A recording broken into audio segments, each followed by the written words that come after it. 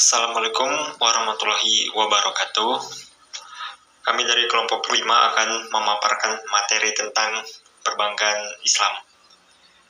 Sebelumnya izin memperkenalkan diri, nama Aji Bagus Firmadi dengan NPM 242 103002. Di sini saya sebagai moderator. Saya Aida Royan dengan NPM 2421 030001. Perkenalkan, nama saya Ali Marta Ramadan dengan NPM 2421030052. Saya Dina Francisca dengan NPM 2421030013. Perkenalkan, nama saya Muhammad Yusril Pratama Putra dengan NPM 2421030033.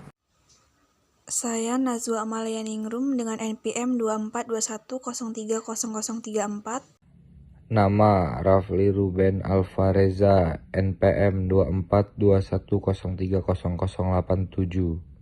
Perkenalkan, saya Sahrul Dwi Risnanda dengan NPM 2421030093. Perkenalkan, nama saya Tubagus Tangkila Ardiansyah dengan NPM 2421030094. Dan saya Yola Melani dengan NPM 2421030099.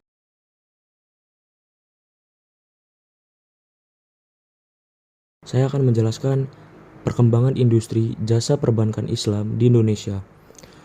Pertumbuhan keuangan Islam di Indonesia mengalami peningkatan yang sangat pesat, terutama selama 5 tahun terakhir. Tercatat per Juni 2019, total share keuangan syariah nasional mencapai 8,29% dari total aset keuangan Indonesia yang mencapai 94,44 miliar atau setara 1.335,41 triliun. Yang terdiri dari 499,34 triliun aset perbankan Islam, 102,06 triliun aset IKNB syariah, dan 734,0101 triliun aset pasar modal syariah. Dalam mengembangkan ekonomi dan keuangan syariah, Indonesia memiliki potensi yang sangat besar. Potensi ini terutama ditunjukkan untuk pendanaan pembangunan, infrastruktur, pertanian, dan pendidikan. Dalam 20 tahun terakhir, industri keuangan syariah bertumbuh dengan baik, dengan pencapaian yang sangat signifikan di berbagai bidang. Berikut ada tabel provinsi dengan nilai aset terbesar. Yang pertama diduduki oleh DKI Jakarta dengan nilai aset total 54,82%, dan di urutan kelima terdapat Provinsi Jawa Tengah dengan 4,37% nilai aset. Dalam hal penyaluran dana perbankan umum syariah, masih banyak menyalurkan pada kegiatan konsumsi. Secara konsep, bank syariah menggunakan bagi hasil sebagai akad utama dalam sisi pendanaan maupun sisi pembiayaan. Dalam prakteknya, saat ini bank syariah tidak banyak menggunakan pembiayaan bagi hasil di sisi pendanaan. Sebagai gambaran, dapat dilihat dalam gambar 3 bahwa pembiayaan berdasarkan jenis penggunaan dan kategori usaha pada perbankan syariah terutama meningkat setiap tahunnya. Ini merupakan suatu perkembangan yang baik bagi perbankan syariah. Tetapi pembiayaan tersebut masih didominasi oleh pembiayaan konsumsi. Sementara untuk pembiayaan investasi dan pembiayaan untuk modal kerja yang berdasarkan akad bagi hasil, trennya masih sedikit dibandingkan dengan pembiayaan konsumsi. Selanjutnya, setelah dilakukan berbagai upaya melalui kebijakan-kebijakan yang dibuat dalam rangka meningkatkan market share, pencapaian market share perbankan syariah Indonesia Juni 2019 masih berada di angka 5,95%. Hal ini mengindikasikan masih banyak permasalahan dalam pengembangan perbankan syariah Indonesia. Hal tersebut antara lain: 1. Memiliki penduduk beragama Islam yang menjadi mayoritas merupakan salah satu potensi yang tidak diiringi pertumbuhan pangsa pasar yang besar (Badan Perencanaan Pembangunan Nasional 2018). Yang kedua, regulasi yang sudah ada perlu diperbaiki agar dapat menciptakan keselarasan dalam operasional perbankan syariah dengan kondisi makroekonomi yang terus berubah (Badan Perencanaan Pembangunan Nasional 2018). Yang ketiga, dari sisi kualitas maupun kuantitas, kondisi SDM perbankan serta teknologi informasi belum cukup mendukung pengembangan produk dan layanan. Yang keempat, dalam berbagai ukuran penilaian kinerja industri perbankan, kinerja perbankan syariah belum sebaik kinerja bank konvensional. Hal ini didasarkan pada data statistik perbankan syariah Indonesia.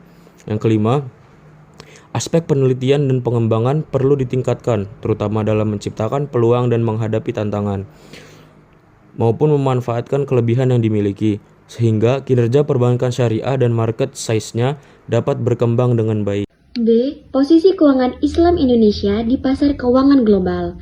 Pada tahun 2019, Indonesia mencapai peringkat kelima dalam perkembangan ekonomi syariah yang diukur berdasarkan skor global Islamic Economy Index. Indeks ini disebut sebagai Equal Weakness Average atau indeks pertimbangan komposit yang merupakan indikator global yang digunakan untuk mengukur perkembangan ekonomi syariah. 4 kategori yang diukur dalam perkembangan ekonomi syariah, diantaranya market size, tata kelola, kesadaran, dan pertimbangan aspek sosial yang disusun dalam berbagai indikator yang mencakup 6 indikator ekonomi syariah yang ada di 73 negara Islam.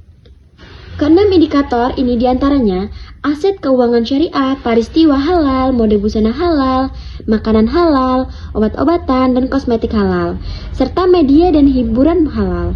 Oleh karena itu, pertumbuhan pada setiap industri sangat penting karena akan memberikan pengaruh dan signifikan pada perkembangan ekonomi syariah.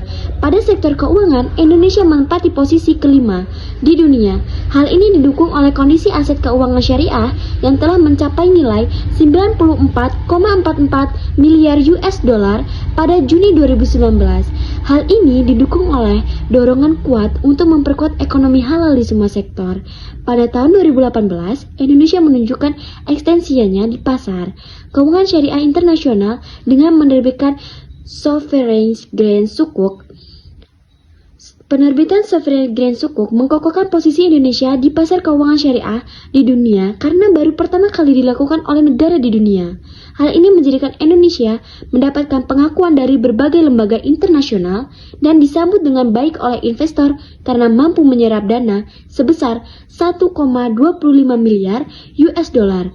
Kementerian Keuangan 2019. Apabila dicermati, dapat dilihat bahwa aset keuangan syariah di Indonesia mengalami peningkatan dari tahun ke tahun. Pada tahun 2016, aset yang dimiliki sebesar 47,6 miliar, meningkat menjadi 41,8 miliar US dollar pada tahun 2017.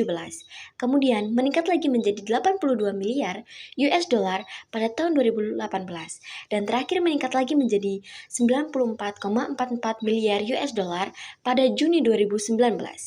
Prestasi Indonesia sebagai 5 besar negara dalam kepemilikan aset keuangan syariah terbesar di dunia menjadi bukti bahwa Indonesia adalah negara yang komitmen dalam mengembangkan keuangan syariah di dunia. Didukung dengan jumlah populasi penduduk muslim yang besar, potensi pangsa pasar, dan jumlah keterlibatan orang dalam sistem ekonomi syariah juga besar. Hal ini memperkuat potensi Indonesia untuk menjadi pusat keuangan syariah di Indonesia. Di sini saya akan membacakan poin C atau yang ketiga dengan yang berjudul peluang, tantangan, dan faktor yang mempengaruhi perkembangan perbankan Islam yang dihadapi Indonesia.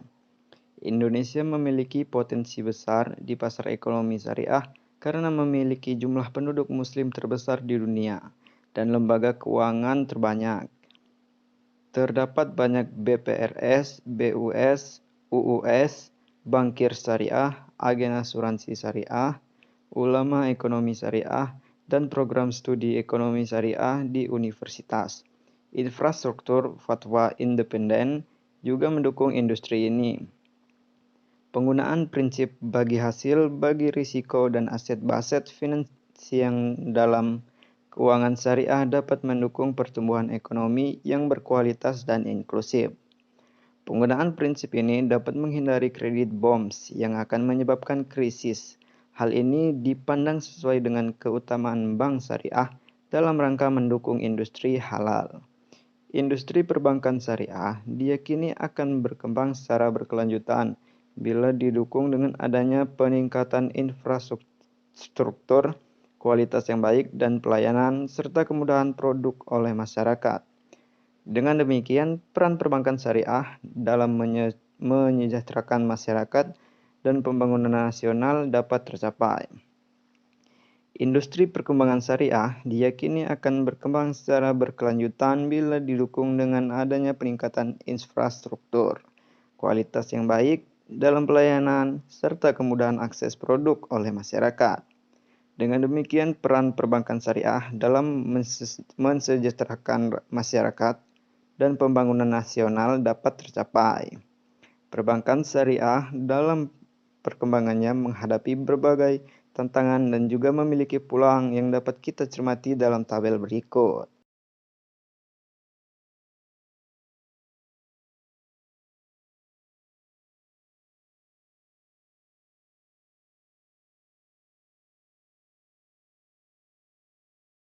Sejarah dan landasan hukum berdirinya Bank Islam di Indonesia.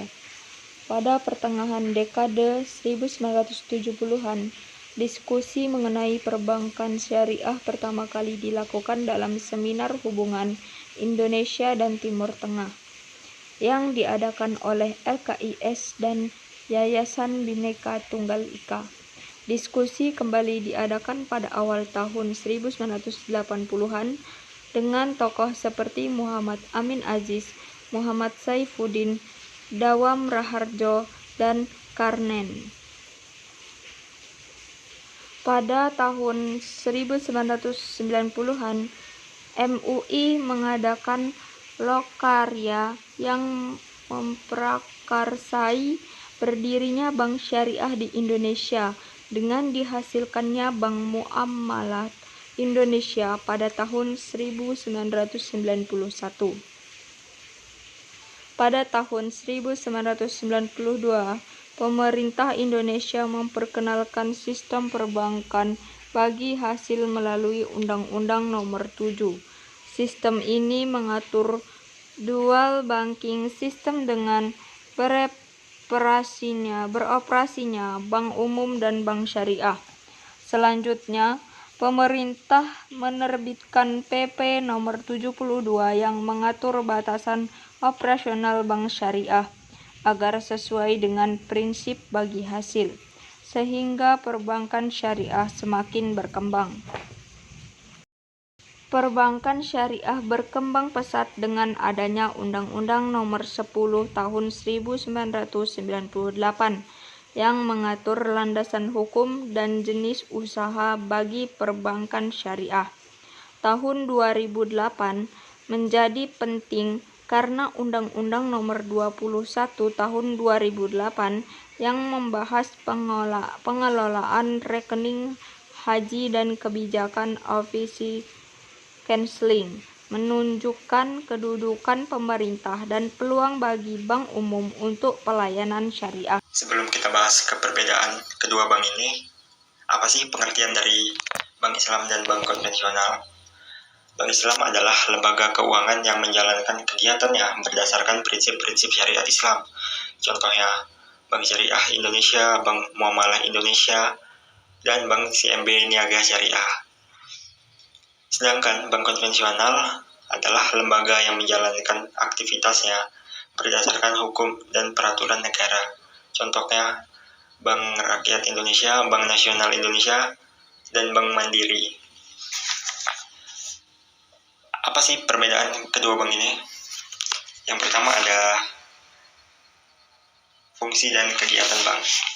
Bank syariah itu berfungsi sebagai intermediasi, manajer, investasi sosial, dan jasa keuangan.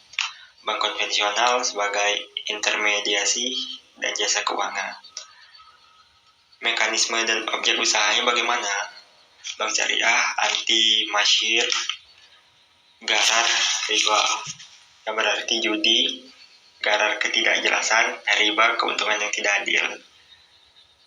Prinsip dasar operasinya, bank syariah tidak bebas nilai, uang sebagai alat ukur bukan komoditas, bagi hasil jual beli sewa. Sedangkan bank konvensional bebas nilai, dan uang juga sebagai komoditas dan memiliki bunga. Prioritas pelayanannya bagaimana? Bank syariah kepentingan publik atau kepentingan umum, sedangkan bank konvensional kepentingan pribadi. Orientasinya bank syariah keuntungan, tujuan sosial ekonomi, sedangkan bank konvensional hanya keuntungan. Bentuk banknya seperti apa? Bank syariah, bank komersial, pembangunan, ataupun universal atau multi-purpose. Sedangkan bank konvensional hanya komersial. Evaluasi nasabah. Bank syariah lebih hati-hati karena partisipasi dalam risiko. Sedangkan bank konvensional kepastian pengambilan pokok dan bunga. Hubungan nasabahnya bagaimana? Erat sebagai mitra usaha. Sedangkan bank konvensional terbatas. Debitur dan kreditur. Sumber likuiditas jangka pendeknya seperti apa? Bank syariah terbatas, sedangkan bank konvensional pasar uang bank sentral. Pinjaman yang diberikan bank syariah itu komersial dan non-komersial, berorientasi laba dan nirlaba. Sedangkan bank konvensional, komersial dan non-komersial, berorientasi pada laba. Lembaga penyelesaian sengketa. Bank syariah, pengadilan badan arbitrase syariah nasional. Sedangkan bank konvensional, pengadilan arbitrase. Risiko usaha dari bank syariah dihadapi bersama bank dan nasabah dengan prinsip keadilan dan kejujuran. Tidak mungkin terjadi negatif spread. Sedangkan bank konvensional, risiko debitur dan kreditur tidak terkait langsung, kemungkinan terjadi negatif spread. Selanjutnya ada perbedaan dari bunga dan bagi hasil. Apa sih yang membedakan dari kedua hal tersebut? Bunga. Penentuan bunga dibuat pada waktu akad dengan asumsi usaha akan selalu menghasilkan keuntungan. Selanjutnya ada perbedaan dari bunga dan bagi hasil. Apa sih yang membedakan dari kedua hal tersebut? Bunga. Penentuan bunga dibuat pada waktu akad dengan asumsi usaha akan selalu menghasilkan keuntungan. Sedangkan bagi hasil, penentuan besarnya, rasio atau perbandingannya disepakati pada waktu akad dengan berpedoman pada kemungkinan untung dan rugi. Selanjutnya, bunga juga besarnya persentase didasarkan pada jumlah dana modal yang dipinjamkan. Sedangkan bagi hasil, besarnya rasio didasarkan pada jumlah keuntungan yang diperoleh. Yang tadinya dipinjamkan, kalau bagi hasil diperoleh. Bunga dapat mengambang variabel. Kalau bagi hasil tidak berubah selama akad masih berlaku, kecuali diubah atas kesepakatan bersama. Bunga tetap seperti yang dijanjikan tanpa pertimbangkan apakah usaha yang dijalankan peminjam untung atau rugi. Sedangkan bagi hasil bergantung pada keuntungan usaha yang dijalankan. Bila usaha rugi, kerugian akan bertanggung bersama. Bunga juga tidak meningkat sekalipun keuntungan naik berlipat ganda. Sedangkan bagi hasil, jumlah pembagian labanya meningkat sesuai dengan peningkatan keuntungan. F. Akad dan produk penghimpunan dana pada bank Islam. A. Wadiah. Secara etimologi, al-wadiah adalah seseorang menitipkan harta kepada orang lain untuk dijaga.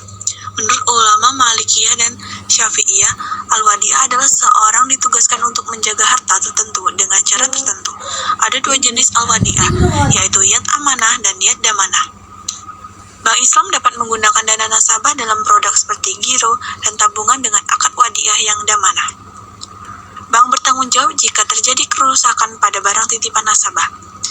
Ketentuan umum dari produk yang menggunakan akad wadiah adalah: A. Keuntungan atau kerugian dari penyaluran dana menjadi hak milik atau ditanggung bank, sedang pemilik dana tidak dijanjikan imbalan dan tidak menanggung kerugian. Bank dimungkinkan memberikan bonus kepada pemilik dana sebagai suatu insentif untuk menarik dana masyarakat, tapi tidak boleh diperjanjikan di muka. bank harus membuat akad pembukuan rekening yang isinya mencakup izin penyaluran dana yang disimpan dan pernyataan lain yang disepakati selama tidak bertentangan dengan prinsip syariah. Khusus bagi pemilik rekening giro, bank dapat memberikan buku cek, biliet, giro, dan debit card.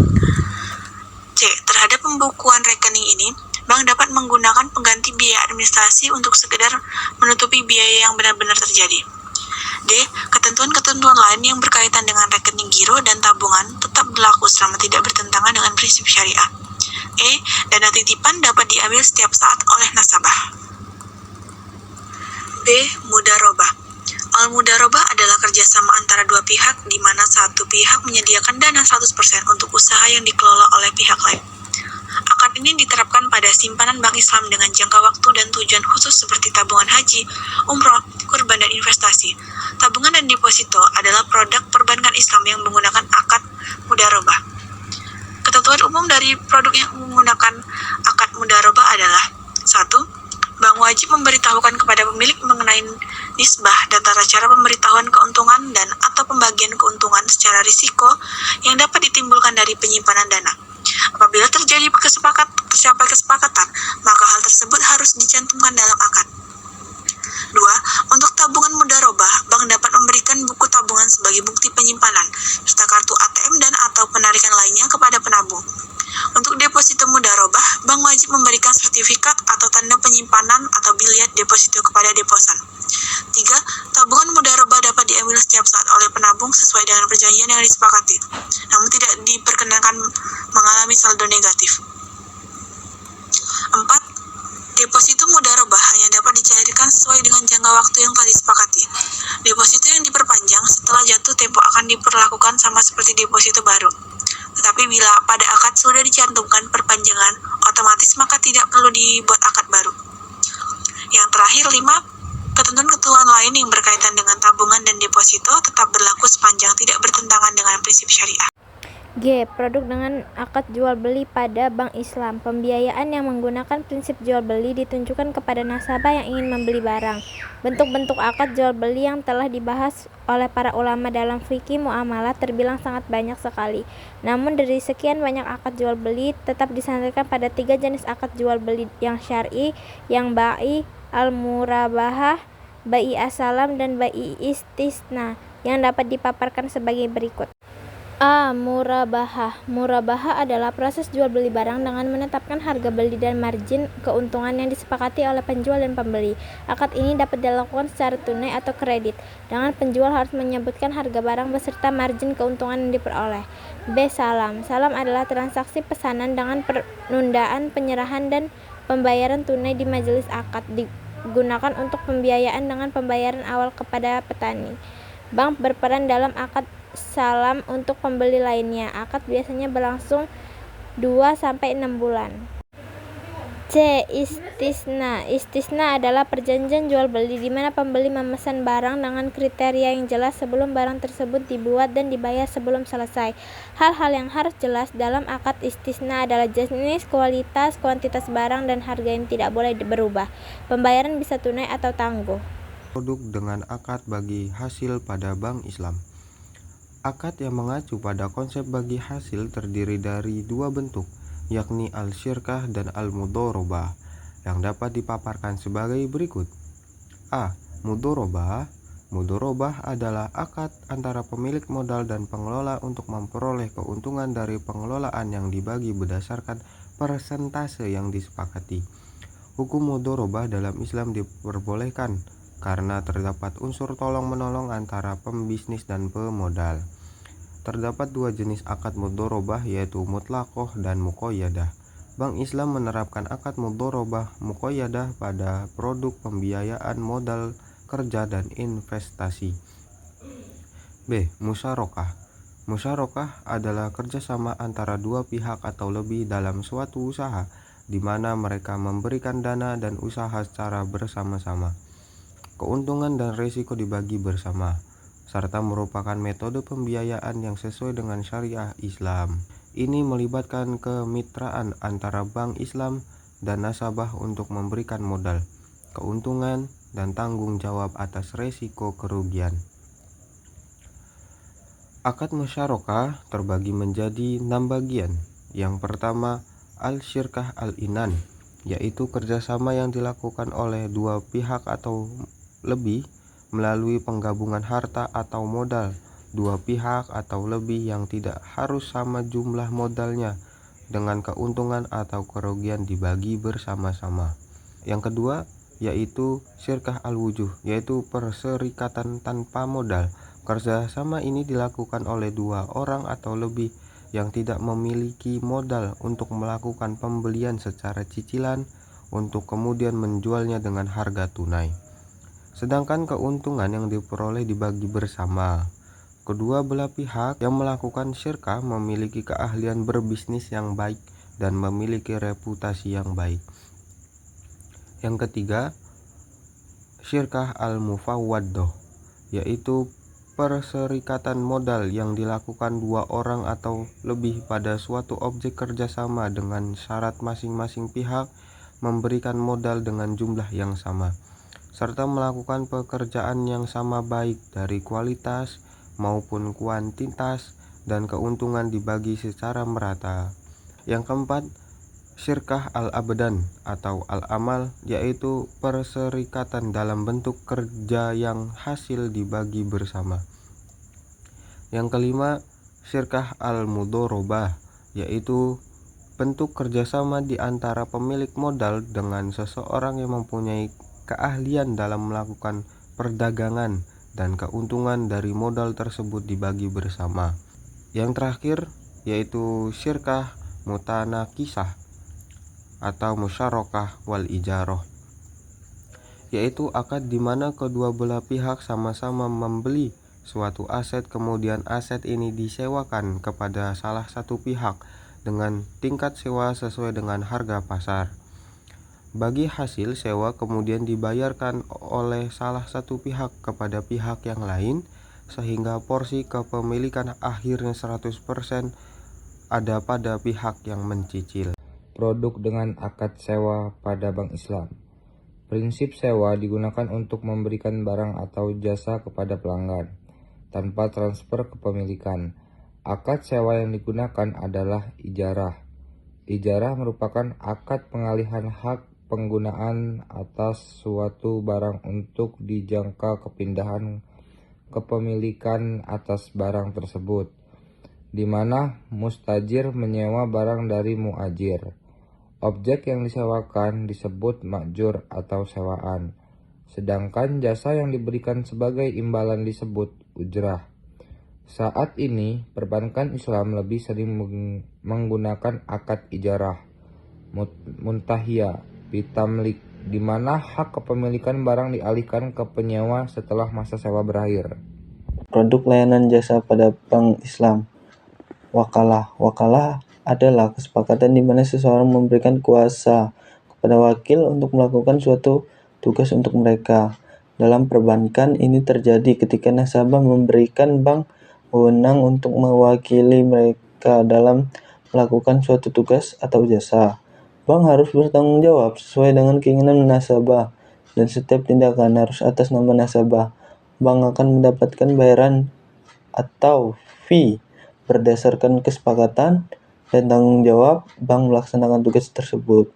Wakalah berakhir setelah semua tugas dilaksanakan dan disetujui bersama.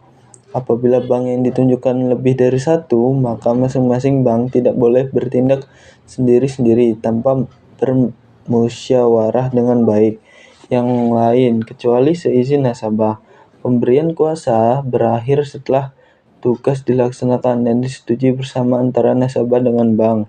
Penerapan akad wakalah dalam produk layanan jasa perbankan syariah yaitu letter of credit, transfer, clearing atau clearing, RTGS, real time gross statement, in-car collection, hawalah. Hawalah atau hiwalah adalah akad yang pengaliran hutang dari pihak yang berhutang kepada pihak lain yang wajib menanggung membayarnya. Kontrak hawalah dalam perbankan biasanya diterapkan pada factoring atau anjak piutang, di mana para nasabah yang memiliki piutang kepada pihak ketiga memindahkan piutang itu kepada bank. Bank lalu membayar piutang tersebut dan bank menagihnya dari pihak ketiga. Rahan adalah menahan salah satu harta milik di peminjam sebagai jaminan atas pinjaman yang diterimanya, dan barang yang ditahan tersebut memiliki nilai ekonomis. Dengan demikian, pihak yang menahan memperoleh jaminan untuk mendapat mengambil kembali seluruh atau bagian piutangnya. Secara sederhana, dapat dijelaskan bahwa rahan adalah semacam jaminan utang atau gadai. Dalam perbankan, rahan adalah akad penyerahan barang atau harta atau marhun dari nasabah rahim kepada bank murtahin sebagai jaminan sebagai atau seluruh hutang. Penerapan akad rahan dalam produk layanan jasa perbankan syariah, yaitu gadai emas, merupakan produk pembiayaan atas dasar jaminan berupa emas sebagai salah satu alternatif memperoleh uang tunai dengan cepat.